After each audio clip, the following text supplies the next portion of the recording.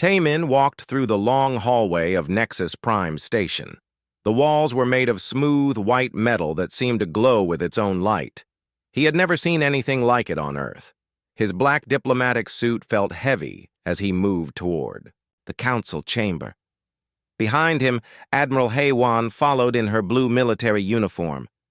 Her boots made soft sounds on the strange floor.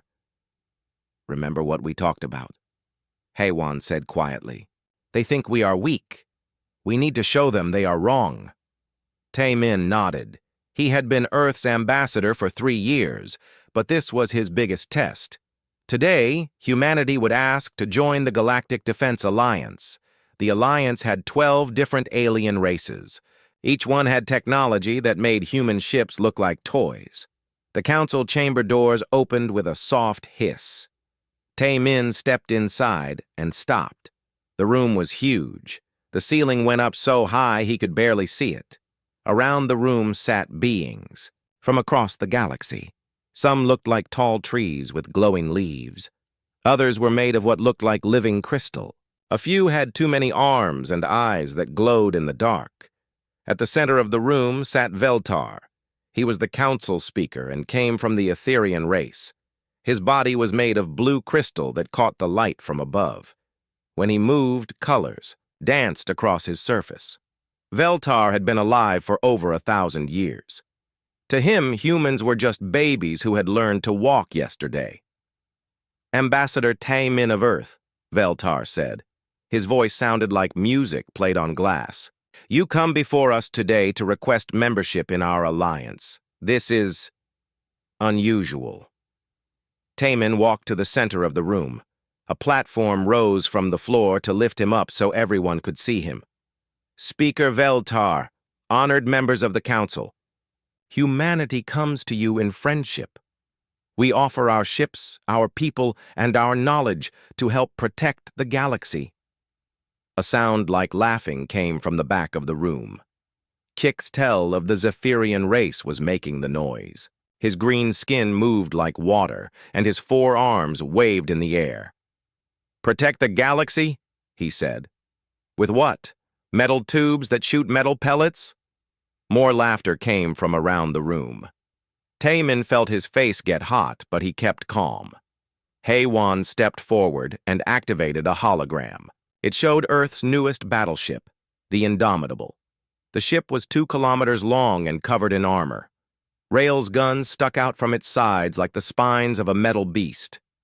"Our ships may look simple to you," Heywan said, "but they work. We have fought wars for thousands of years. We know how to win." "Wars against yourselves," said another council member. This one looked like a giant spider made of silver metal. "You fight with nuclear weapons and chemical bombs. You destroy your own planet for resources. This is not the behavior of a civilized race." Veltar raised one crystal hand for silence. "The records show that humans are indeed warlike. Your history is full of violence and death. Only recently, have you stopped fighting each other long enough to reach for the stars? Why should we trust a species that cannot even trust itself?" Taemin had expected this question. "Because we learned from our mistakes. Yes, we fought wars. Yes, we made terrible weapons, but we also learned that fighting each other was wrong. We united our world. We built ships to explore space instead of weapons to destroy our home. We want to use what we learned to help others." "What you learned?" Kixtel laughed again. "What could a species barely 50 years in space teach races that have traveled? The stars for millions of years?" Heywan showed another hologram. This one displayed human military tactics. Ships moved in patterns that seemed random. They attacked from unexpected directions and used tricks that confused the enemy. "We learned that sometimes the best plan is to have no plan. We learned that being unpredictable wins battles." "Chaos is not strategy," said the spider being. "Our plasma weapons can destroy a planet. Our quantum shields can stop any attack. Your kinetic weapons are toys compared to our technology." "Perhaps," Heywan said, "but toys can still break things if you use them right." Veltar studied the Humans for a long moment. His crystal body pulsed with different colors as he thought. Finally, he spoke. There are old stories about your kind, myths written in the deepest archives. They speak of humans as void walkers and shipbreakers. The stories say that humans fight differently than other races. They say you do not follow the rules of civilized warfare. Maybe that's because the rules don't always work, Tae-min said. The rules keep us civilized, Veltar replied. They separate us from the beasts. What you call tactics, we call barbarism. Around the room, council members nodded in agreement. The tall tree beings rustled their leaves. The crystal people flashed with approving colors. Even some of the smaller races that usually stayed quiet seemed to agree with Veltar. Tae-min felt the moment slipping away. We are not asking you to change. We are asking you to let us help. The galaxy is a dangerous place. Someday you might face an enemy that your rules cannot defeat. When that day comes, you will need someone who knows how to break the rules. That day will never come, said Kixtel. Our alliance has kept peace for 10,000 years. Our technology grows stronger every cycle. What enemy could possibly threaten us? You don't know what's out there, Haywan said. Beyond the edge of the galaxy, in the dark between stars. You've never had to fight something that doesn't follow your rules because you've never met anything that dangerous. Enough, Veltar said. The crystal speaker's body flashed bright red. We have heard your words. We have seen your ships. The council will now vote. One by one, the council members cast their votes. The result was not close. Only 2 races voted to accept humanity. 10 voted to reject them. The crystal trees, the plasma-wielding warriors, the quantum tech builders, all of them said no. The decision is made, Veltar announced. Humanity is not ready to join our alliance. However, we do not wish to leave you unprotected. We offer you protected species status. We will watch over your world and keep you safe from any threats that might come. Tae-min felt like he had been slapped. Protected species status meant Earth would become a zoo. Humans would be pets for the more advanced races to watch and study.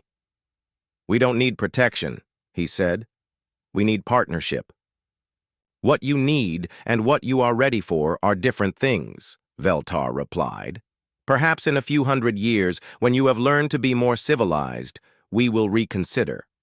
The meeting was over. Tae-min and Haywan walked back through the glowing hallway in silence. The rejection hurt, but it was not unexpected. They had known this would be difficult. As they reached their ship, an old figure stepped out of the shadows. It was Morden, keeper of the Archive Guild. He was ancient even by galactic standards. His people lived for thousands of years, and Morden was old when some of the current council members were born. Ambassador, Morden whispered. His voice was like dry leaves in the wind. Walk with me. Tae-min followed the old keeper to a quiet corner of the docking bay. Morden looked around to make sure no one was listening. Then he spoke in a voice so low that Tae-min had to lean close to hear. They have forgotten, Morden said. The council members are young. They think the galaxy has always been safe. But I remember the old warnings. I have read the prophecies in the deepest vaults. What prophecies? Haywan asked. Stories of the Void Walkers, the Shipbreakers, the immune system of the galaxy. They speak of a race that fights like cornered animals, a race that wins by doing what others will not do. Morden's ancient eyes looked at both humans. The prophecies say that when the galaxy faces its darkest hour, the Void Walkers will be its salvation. Why are you telling us this? Tae-min asked. Because something stirs in the dark, Morden whispered. The deep sensors have detected movement at the galaxy's edge. Something is coming. Something the Council's weapons cannot stop. Something that their rules cannot defeat. The old keeper pressed a data crystal into Tae-min's hand. When the time comes, Remember what I told you. The myths about your people are not myths. They are warnings. And warnings exist for a reason." With that, Morden disappeared back into the shadows, leaving the two humans alone with their thoughts and a growing sense that the galaxy was about to change forever. Dr. Boram stared at the readings on her screen and frowned. The numbers made no sense. She was the chief scientist at Lumina 7, a research station at the edge of Etherian space. For 3 years, she had studied the dark regions beyond the galaxy. Nothing ever happened out there. Space was empty and quiet. But today was different. Today, the gravity sensors were going crazy. "Dong-su," she called to her young assistant. "Come look at this." Dong-su hurried over from his workstation. He was fresh out of the academy and eager to prove himself. His specialty was pattern recognition, finding hidden meanings in complex data. "What am I looking at, Dr. Boram?" "Gravitational waves," she said, pointing at the display. "Big ones, coming from Sector 77 Alpha. But there's nothing out there. No stars, no planets, nothing that could make waves this size." Dong-su studied the data for several minutes. His fingers moved quickly over the controls, running different analysis programs. Slowly, his face went pale. "Dr. Boram, these aren't random waves. They have a pattern. Something is moving out there. Something huge." "How huge?" Boram asked. "Multiple objects, each one the size of a moon. And they're moving in formation." Boram felt a chill run down her spine. She had heard stories about things that lived in the dark between galaxies. Most scientists called them myths, ancient tales told by primitive races who didn't understand what they saw. But the data on her screen was real. "Send a message to the Alliance Council," she said. "They need to know about this." Before Dong-su could respond, new alarms started ringing. More gravity waves were appearing on the sensors, dozens of them, then hundreds. Whatever was out there, it was getting bigger. 3 days later, Commander In-su received the emergency report aboard his flagship, the Harmony. He was a veteran officer of the Zephyrian fleet, with green skin that darkened when he was worried. Right now, his skin was almost black. "How many ships?" he asked his tactical officer. "Unknown, sir. The long-range sensors can't get clear readings, but based on the gravitational signatures, we estimate at least 1,000 objects, each one between 5 and 50 kilometers long." In-su had fought pirates and rebels for most of his career. He had never seen anything like this. "Any communication attempts?" "We've tried every known frequency and protocol. No response. They're not talking to us." "Then we'll go talk to them," In-su decided. "Prepare the fleet for departure."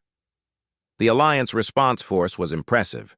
50 of the most advanced ships in the galaxy, armed with plasma cannons and protected by quantum shields. Each ship could destroy a planet if needed. Together, they represented the combined military might of 12 civilizations. As they traveled toward the edge of the galaxy, the fleet picked up more details about the unknown visitors.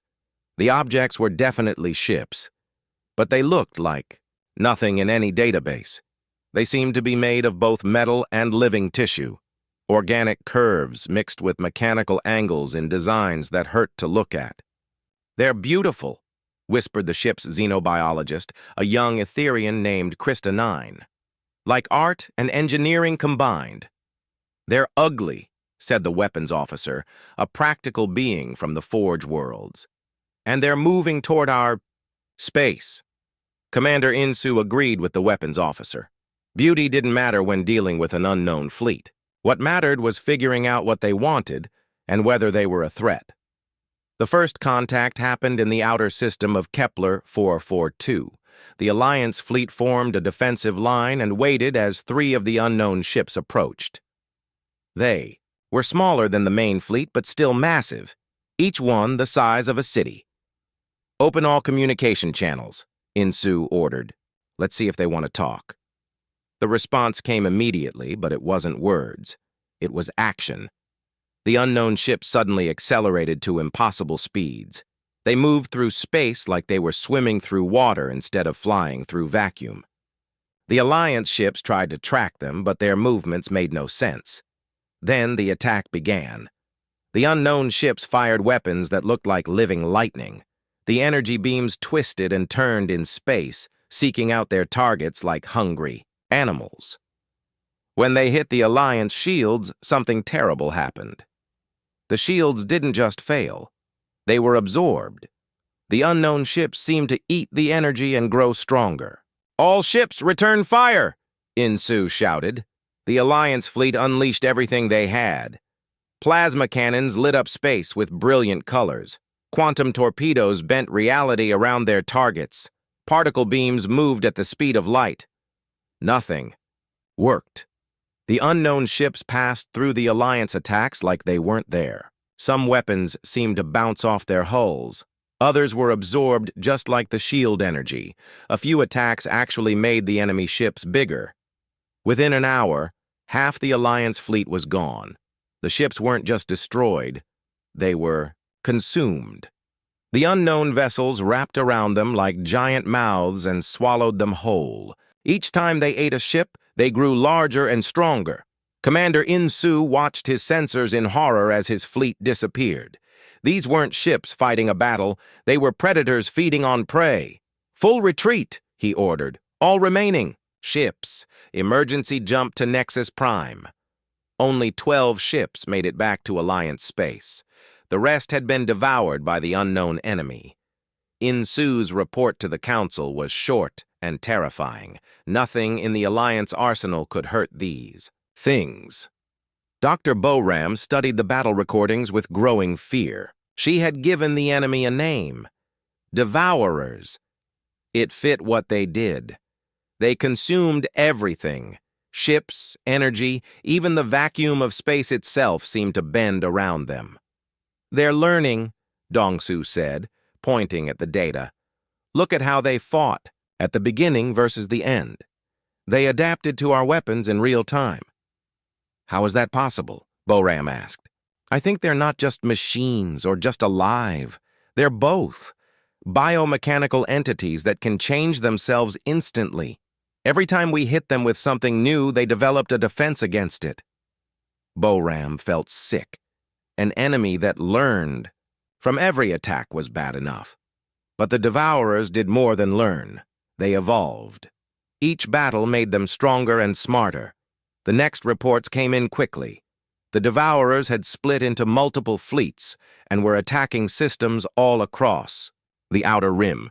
They moved faster than any known ship, appearing without warning and consuming everything in their path. The Forge worlds fell first. Their massive industrial planets were stripped clean in days. The Devourers took the metal and used it to build more of themselves. Next came the farming worlds of the Agricultural Union. The Devourers consumed not just the crops, but the soil, the water, even the air. Each victory made the enemy stronger. They were like a virus spreading through the galaxy, growing larger with every system they consumed. On Nexus Prime, the Council met in emergency session. For the first time in 10,000 years, the Alliance faced an enemy they couldn't defeat. Their weapons were useless. Their shields meant nothing. Their fastest ships couldn't escape. Speaker Veltar's crystal body had lost its usual blue glow. Now it was gray with fear. "How many systems have we lost?" he asked. 47 confirmed, reported the military coordinator. "With more going. Dark every hour. At this rate, they'll reach the core worlds in less than a month." "What about evacuation? Where would we evacuate to?" "They're attacking on all fronts. There's nowhere to run." Around the council chamber, representatives from the galaxy's greatest civilizations sat in stunned silence. For millions of years, they had believed their technology made them invincible. They had built weapons that could crack planets and shields that could stop stars. But none of it mattered against an enemy that ate their attacks and grew stronger. "There must be something," Veltar said desperately. "Some weapon we haven't tried. Some strategy we haven't considered.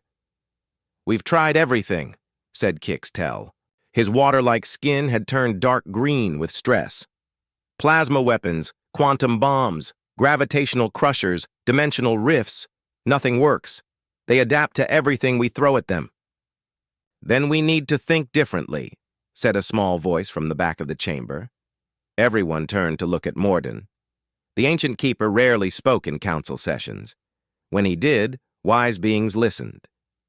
"Speak, keeper," Veltar said. "For 10,000 years we have fought by the rules," Morden said slowly. "We use civilized weapons in civilized ways. We follow the laws of war that separate us from beasts. But what if our enemy is not civilized? What if they don't follow any rules at all?" "What are you suggesting?" asked the military coordinator. "I am suggesting that perhaps we need allies who also don't follow the rules. Allies who fight like beasts when necessary." A terrible silence fell over the chamber. Everyone knew what Morden was suggesting, but no one wanted to say it out loud. Finally, Veltar spoke the words that would change everything. "You're talking about the humans," Morden nodded slowly. "The Void Walkers, the Ship Breakers, the ones we rejected because they were too primitive, too violent, too unpredictable." "They can't help us," Kixtel protested. "Their weapons are even more primitive than ours. If our plasma cannons can't hurt these things, what good are their metal bullets?" "Perhaps," Morden said. "That is exactly the point. Perhaps we need weapons so primitive that the enemy has never seen them before." As if summoned by their words, new alarms began ringing throughout Nexus Prime. Veltar stood on the bridge of the fastest ship in the Alliance fleet. The Lightbringer was an Etherian vessel that could cross the galaxy in days. Right now, those days felt like years. Every hour that passed meant another system consumed by the Devourers. The crystal being's body flickered with nervous energy. 6 months ago, he had rejected humanity's request to join the Alliance. He had called them primitive and barbaric. Now he was racing to Earth to beg for their help. "How much longer?" he asked the ship's captain. 4 hours to Earth space, Speaker," the captain replied. "But we should prepare you for what we might find." Veltar's crystal form dimmed. "You think the humans will refuse us?" "I think they would have every right to refuse us," the captain said quietly. "We treated them badly. We called them savages and offered to make them pets. Why would they help us now?" Veltar had no answer for that. He could only hope that humans were more forgiving than they were proud.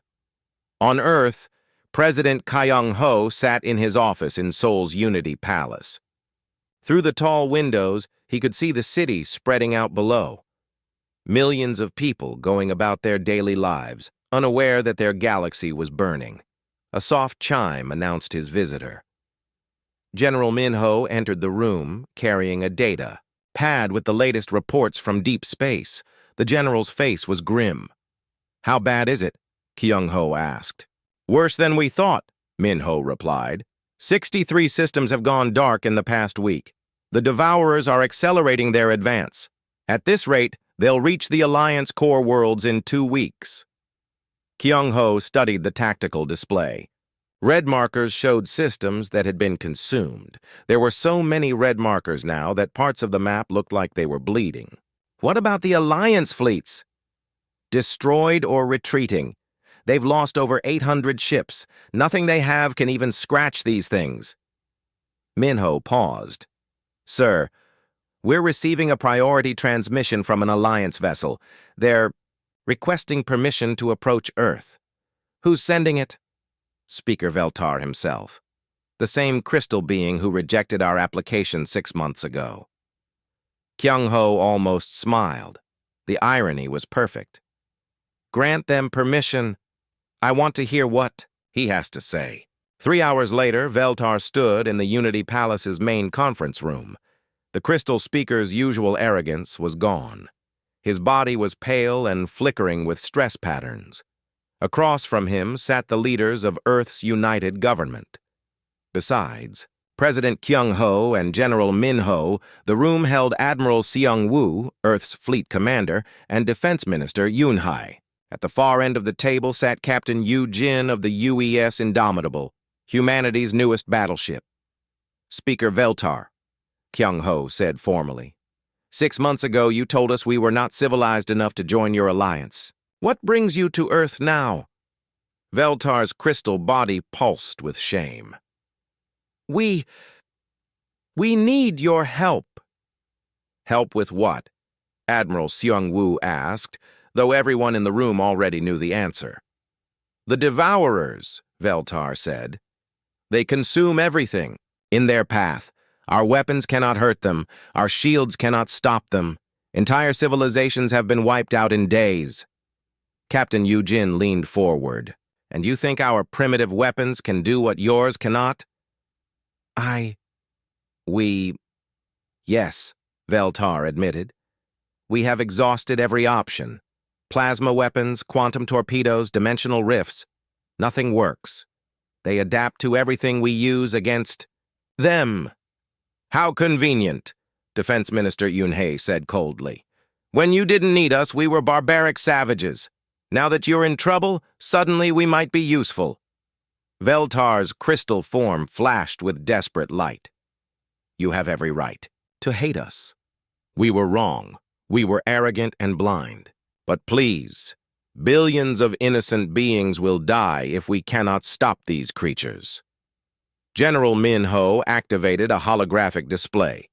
It showed the current tactical situation, the advancing Devourer fleets, the destroyed Alliance forces, the consumed systems. Tell us about their capabilities. They appear to be biomechanical entities, Veltar explained, part machine, part living organism. They can adapt their defenses in real time. Energy weapons make them stronger. Physical projectiles bounce off their hulls. They move through space using unknown principles that ignore our understanding of physics. What about their attack patterns? Captain Yu-jin asked. Unpredictable. They phase in and out of normal space. Their weapons seem to be alive. They seek out targets independently. When they consume a ship, they learn its technology and add it to their own capabilities. Admiral Seung-woo studied the data carefully. How long do we have? 2 weeks, maybe less, before they reach the core worlds. After that, Veltar's voice trailed off. After that, it's over. President Kyung-ho finished. The Alliance falls and Earth becomes their next target. Yes, Veltar said quietly. The room fell silent as the human leaders considered their options. Outside the windows, Seoul's lights twinkled in the growing darkness. Soon, those lights might be all that remained of galactic civilization. President, Kyung-ho finally spoke. What exactly are you asking from us? Anything you can spare, Veltar said desperately. Ships, weapons, personnel. Even your most basic technology might give us an advantage the Devourers haven't seen before. You want us to send our people to die for an alliance that rejected us, Defense Minister Yoon-hae said. Yes, Veltar admitted. I know how it sounds. I know we have no right to ask. But if we fall, you fall too. These creatures will not stop until they have consumed everything. Captain Yu-jin exchanged a look with Admiral Seung-woo. Both officers had been monitoring the Galactic Communications network. They had watched civilization after civilization go dark. They knew Veltar was telling the truth. What would you offer in return? Admiral Seung-woo asked. Anything, Veltar said immediately. Technology, territory, resources, name your price. Full. Membership in the Alliance, President Kyung-ho said. Not as a protected species, but as equal partners, and complete tactical command of any joint operations. Veltar's crystal body flickered with shock. Tactical command? You want to lead Alliance forces? Your tactics failed, General Min-ho said bluntly. Your strategies don't work against these enemies. If you want our help, you accept our methods. But our military doctrine has evolved over thousands of years. Our officers have trained for centuries. You're asking us to put 10,000 years of experience under the command of a species that has been in space for 50 years. Yes, Captain Yujin said simply. Because our 50 years of experience includes winning wars. How many wars have you won lately? Veltar had no answer for that. The Alliance had kept peace for 10 millennia, but they had done it through superior technology and diplomacy. They had forgotten how to fight a real war against a real enemy. I don't have the authority to make that decision, Veltar said. Then, get the authority, President Kyung-ho replied. Contact your council. Tell them our terms. Full partnership and tactical command, or we stay home and prepare to defend Earth alone. You would really let the galaxy burn over protocol? We would let the galaxy burn over respect, Defense Minister Yunhei corrected. You had your chance to treat us as equals. You chose to treat us as children. Now you can accept us as partners or face the devourers alone. Veltar activated his communication device with trembling crystal fingers. The holographic image of the emergency council session appeared in the room. The galaxy's greatest leaders looked exhausted and desperate. Honored Council, Veltar said, the humans have agreed to help us. Excellent, said Kixtel. How many ships can they provide? They have conditions, Veltar continued reluctantly. Full Alliance membership and complete tactical command of joint operations. The council chamber erupted in protests. Species that had ruled star systems for millions of years objected to taking orders from humans who had barely left their home. Planet! Impossible! Shouted the Forge Master. We cannot put our fleets under primitive command. Our officers have training and experience beyond human comprehension, added the Etherian military coordinator. Your officers are losing, Captain, Yujin said calmly. Your training and experience are worthless against an enemy that doesn't follow your rules. Old Morden's voice cut through the arguing. How many more systems must we lose while we debate? How many more billions must die to protect our pride? This is not about pride, Kixtel protested. This is about military reality. Humans have no experience fighting at this scale. No, Admiral Sungwoo said.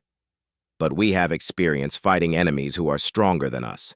We have experience winning when we should lose. Do you? The council chamber fell silent. The truth was uncomfortable, but undeniable. The Alliance had grown soft during their long peace. They had built bigger weapons and stronger shields, but they had forgotten how to outthink an enemy. Finally, Veltar spoke the words that would change the balance of power in the galaxy. I call for an emergency vote. All in favor of accepting. Human terms? One by one, the desperate leaders voted. Some voted quickly, understanding that pride was a luxury they could no longer afford. Others hesitated, struggling with 10,000 years of assumed superiority. In the end, fear won over pride. The vote was close, but it passed. The motion carries, Veltar announced. Humanity is granted full Alliance membership and tactical command of all military operations against the Devourer threat. President Kyung-ho nodded. Admiral Sungwoo stood on the bridge of the UES Indomitable and stared at the graveyard ahead. The Kepler defense line had once been the Alliance's proudest achievement, 50 orbital platforms armed with the most advanced weapons in the galaxy. Now it was nothing but floating debris and twisted metal. How many ships did they lose here? Asked Captain Yujin. 347, replied Lieutenant So Young from the tactical station. Including the flagship Eternal Glory. It took the Devourers less than 6 hours to break through. Seung-woo nodded grimly. The Eternal Glory had been the size of a small moon, armed with weapons that could crack planets. If the Devourers could destroy it in 6 hours, what hope did the human fleet have? Behind the Indomitable, 32 human ships formed a battle line. They looked tiny compared to the massive Alliance vessels, but they were built for war. Every surface bristled with railguns and missile tubes, Every armor plate was designed to absorb punishment and keep fighting. "Admiral," came a voice from the communication station, "we're receiving a transmission from the Alliance command ship Unity. Speaker Veltar wants to speak with you." "Put him through." Veltar's crystal form appeared on the main screen. Behind him, the bridge of the Unity was filled with officers from a dozen different species. They all looked nervous. "Admiral Sung Woo," Veltar said, "the Devourer scouts are approaching. Are your ships ready?" "As ready as we'll ever be," Sung Woo replied. "Remember our agreement, Speaker. My ships, my tactics." "Of course. But, Admiral, are you certain about this strategy?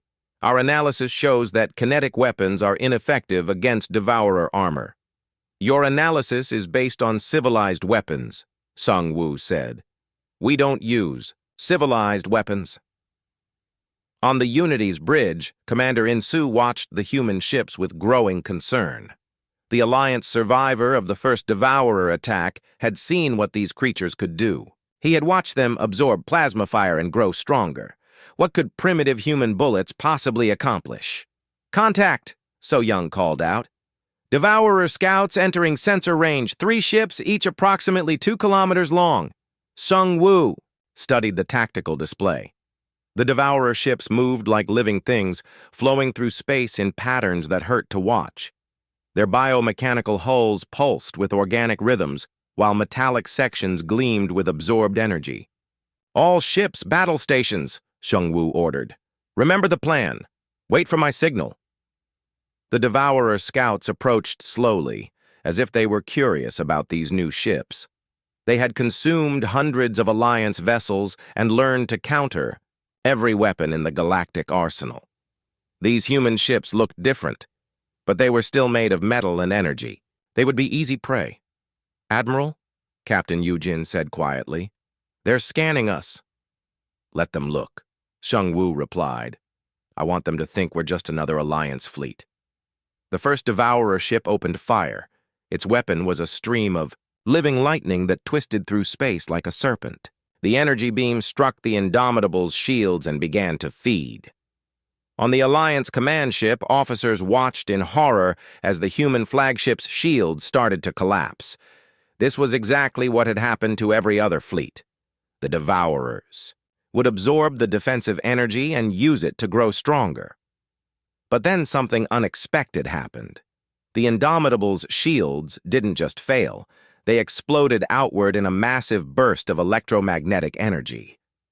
The pulse was so strong it disrupted sensors across the entire battle zone. "What was that?" Veltar demanded. "Overload pulse," Captain Yujin explained calmly. "We burned out our shield generators on purpose. Now watch what happens next." The Devourer ships hesitated. They had never encountered a prey species that deliberately destroyed its own defenses. Their biomechanical minds struggled to process this new behavior. That moment of confusion was all Seung Woo needed. "All ships, fire!" he commanded. The human fleet opened fire with everything they had, but instead of energy weapons, they used pure kinetic force.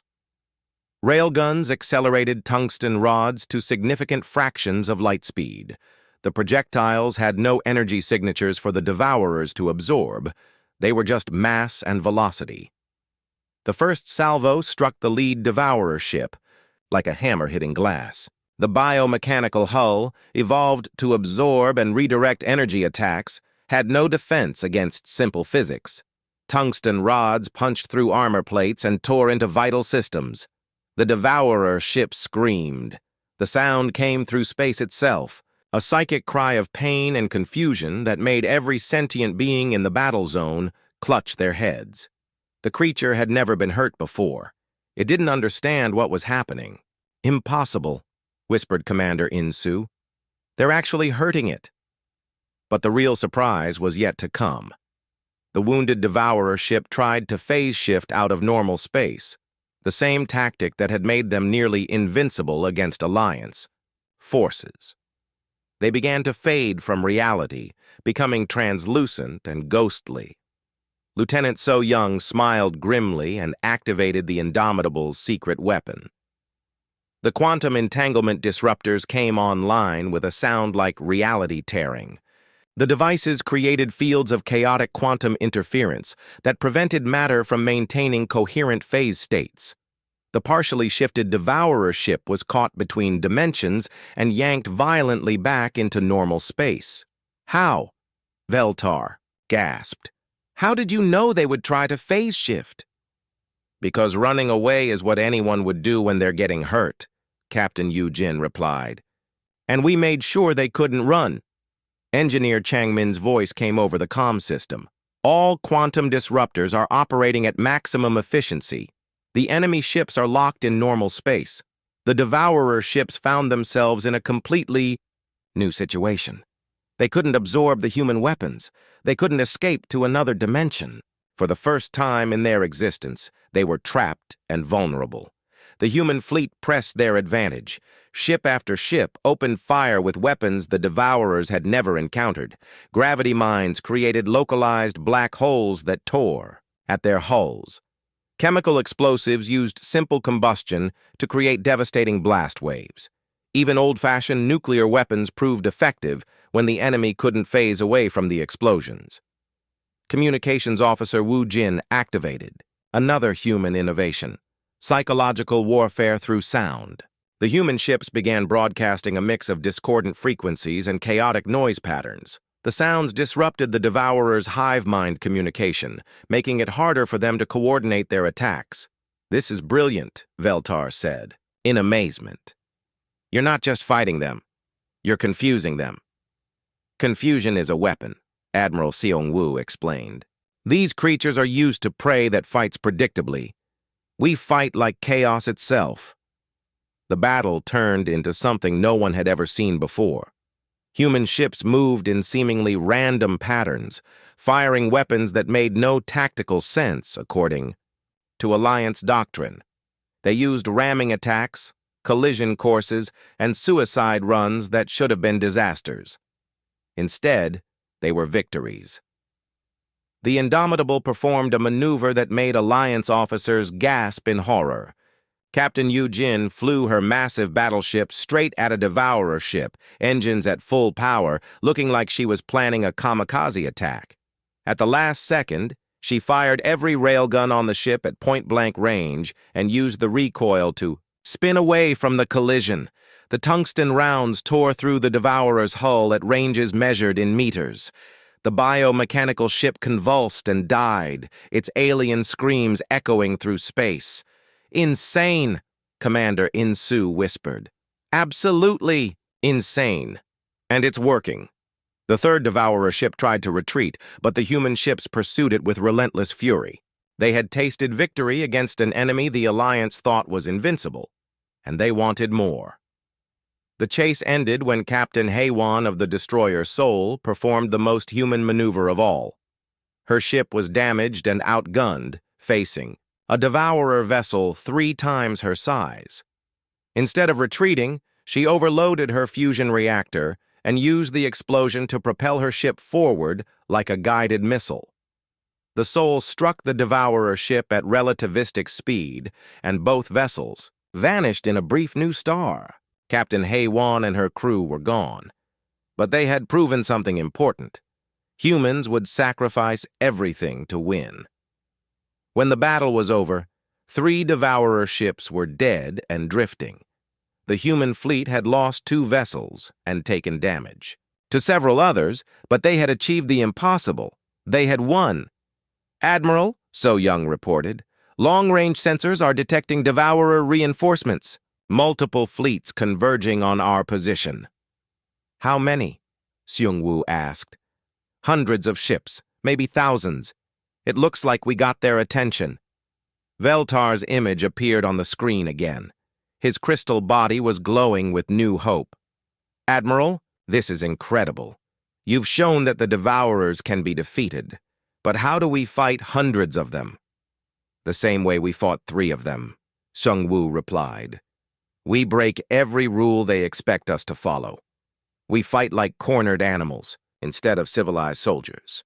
But the numbers don't matter if your enemy can't adapt to your tactics fast enough," Captain Yujin interrupted. These creatures learn from experience, but they can't learn from chaos. Every time we do something impossible, we reset their adaptation cycle, as the human and Alliance fleets prepared for the largest battle in Galactic. The galactic core blazed with the light of 1 billion stars, but something was wrong.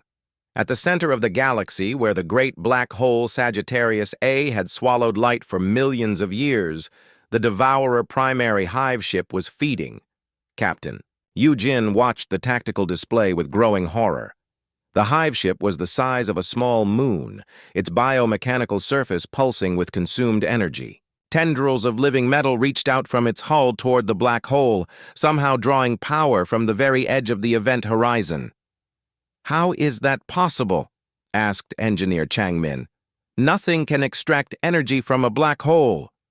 "They're not extracting energy," replied Dr. Boram from the science station. She had joined the human fleet after her research station was evacuated. They're feeding on the gravitational field itself. They're turning space-time into fuel. Admiral Sung Woo studied the readings with grim understanding. "If they finish feeding, what happens?" "They reproduce," Boram said quietly. "The energy from Sagittarius A will allow them to spawn thousands of new hive ships. The galaxy won't just be consumed. It will become a breeding ground for more devourers." Around the hive ship, smaller devourer vessels swarmed like antibodies, protecting a vital organ. The Alliance fleet hung back at the edge of the system, maintaining a respectful distance from the impossible sight. "Admiral," came Veltar's voice over the comm, "our combined forces number less than 200 ships. Intelligence estimates there are over 3,000 devourer vessels in the core system. This is suicide." "Probably," Xiangwu agreed. "But we're doing it anyway. There has to be another way. Some strategy that doesn't require us to fight impossible odds." "There is," Captain Yujin said, activating the tactical display. "It's called Protocol Ragnarok." The plan that appeared on the screen made Alliance officers gasp in disbelief. It involved using the black hole's gravity well as a weapon, while simultaneously preventing the devourers from feeding on its energy. The strategy required precise timing, incredible coordination, and a willingness to sacrifice everything for victory. "This plan is insane," Commander Insu said. "Half our ships will be destroyed just getting into position." "More than half," Xiangwu admitted. "But the ones that survive will have a chance to end this. And if we fail, then the galaxy dies anyway. At least this way, we die fighting." As the fleet prepared for the final battle, Yujin received a private message from Earth. President Kyung-ho's face appeared on her personal screen, looking older than his years. "Captain," the president said, "I want you to know that whatever happens today, humanity is proud of you and your crew. You've already proven that the myths about our species are true." "What myths, sir?" "The ones that say humans don't know how to quit. The ones that say we fight hardest when we're losing. The ones that say we'll sacrifice ourselves to save others, even others who once rejected us." Yujin felt tears in her eyes. "Sir, we might not make it back. I know, but you'll make it count. That's what humans do." The battle began at dawn, Galactic Standard Time. The Alliance fleet split into 3 groups, each with a specific mission. The first group, led by the Etherean flagship Crystal Symphony, would draw the attention of the outer devourer swarms. The second group, commanded by Zephyrian Admiral Kixtel, would attack the hive ship's feeding tendrils. The third group was entirely human ships, led by the Indomitable. Their mission was the most dangerous: penetrate the hive ship's defenses and plant quantum disruptors in its core. "Remember," Sungwoo broadcast to all ships, "we're not trying to win a conventional battle. We're trying to cause so much chaos that the enemy can't adapt fast enough to stop us." The first phase went exactly as planned, which meant it was complete chaos.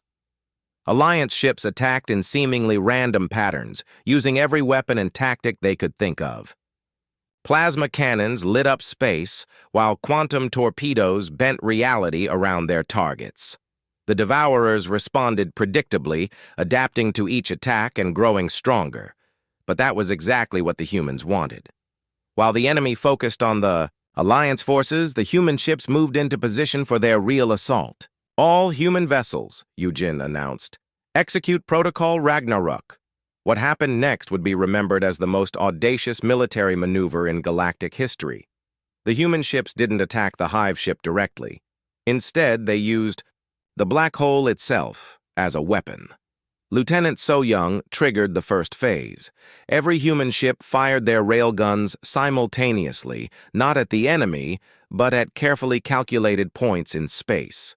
The tungsten rods, accelerated to near-light speed, created gravitational ripples as they passed the black hole's event horizon. The ripples propagated outward like waves in a pond, disrupting the delicate gravitational fields the Devourers were using to feed. The hive ship's feeding tendrils recoiled as if burned, and for the first time, its advance toward the black hole stopped. "Phase 2, Sung-Woo ordered. The human fleet dove toward the galactic core in a formation that defied every principle of safe navigation. They flew between gravitational anomalies and through radiation fields that should have fried their electronics. The Devourer defenders tried to intercept them, but human ships moved like they belonged in this chaos. Pilot Jae-ho pushed the Indomitable through a gravity well that crushed 2 Devourer interceptors. Engineer Chang-min rerouted power through systems that weren't designed to handle the load, keeping the ship together through sheer force of will. "Contact with the hive ship," weapons specialist Mi Young called out. "Deploying quantum disruptors." The Indomitable released dozens of small devices that flew toward the hive ship like mechanical insects. Each disruptor was programmed to burrow into the biomechanical hull and activate simultaneously. But the Devourers weren't helpless. The hive ship's defenses came alive, firing streams of living energy that sought out the disruptors like hunting hounds. Most of the devices were destroyed before they could reach their targets. "We need to get closer," Eugen decided. "Captain, that's suicide," Chang-min protested. "The radiation fields around the hive ship will cook us alive." "Then we better be fast." The Indomitable accelerated toward the hive ship at maximum burn. Behind them, other human vessels followed in a desperate charge that looked like madness to outside observers. They flew straight into fields of energy that melted their armor and fried their systems. But they kept flying. The hive ship responded with every weapon it had. Energy beams lanced out like the tentacles of an angry god, seeking to crush these insects that dared approach. Several human ships vanished in balls of plasma, their crews dying instantly. The survivors pressed on. "Minimum range achieved," Mi Young reported, firing remaining disruptors. This time, the quantum devices reached their targets. They burrowed into the hive ship's hull like bullets entering flesh, seeking the central consciousness that controlled the entire Devourer swarm. "All disruptors in position," So-Young confirmed. "Ready to activate on your command." Eugen looked around the bridge at her crew. These people had followed her into hell itself. Chang-min at his engineering station, his uniform soaked with sweat as he fought to keep the ship running. Wu Jin at communications, maintaining contact with the fleet despite massive interference. So-Young at tactical, her fingers steady on the firing controls despite the chaos around them. "It's been an honor serving with you," Eugen said. "Honor's ours, Captain," Chang-min replied. Eugen pressed the activation switch. The quantum disruptors activated simultaneously, creating fields of chaotic interference throughout the hive ship's core. The effect was immediate and devastating. The central consciousness that controlled billions of Devourer entities suddenly found itself cut off from its swarm. The hive ship screamed. The psychic cry was so powerful, it shattered crystal formations on planets light years away. Every sentient being in the galaxy felt a moment of absolute terror as an ancient intelligence faced death for the first time. But the scream had an unexpected side effect. The resonance frequency disrupted the quantum entanglement that connected every devourer entity across the galaxy. Cut off from their collective intelligence, the biomechanical creatures simply stopped functioning. On 1,000 battlefields, devourer ships went dark and began drifting. The swarms that had consumed entire civilizations fell silent, their crews no longer connected to the hive mind that gave them purpose. "It's working," Boram whispered in amazement. "The entire network is collapsing." But the victory came at a cost. The Indomitable was caught in the death throes of the hive ship, trapped by gravitational fields and energy discharges. The massive vessel began to break apart around them. "Emergency shielding activated," Changmin reported. "But it won't last long. All hands, prepare for—" Yujin began. The world went white.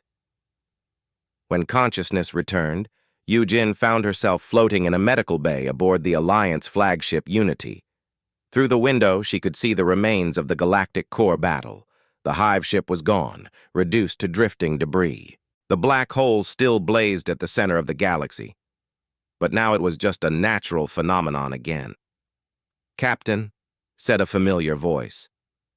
Veltar stood beside her bed, his crystal body glowing with warm colors. "You're alive." "My crew? Safe. The emergency quantum shielding held just long enough for our rescue ships to reach you." Veltar paused. "You saved the galaxy.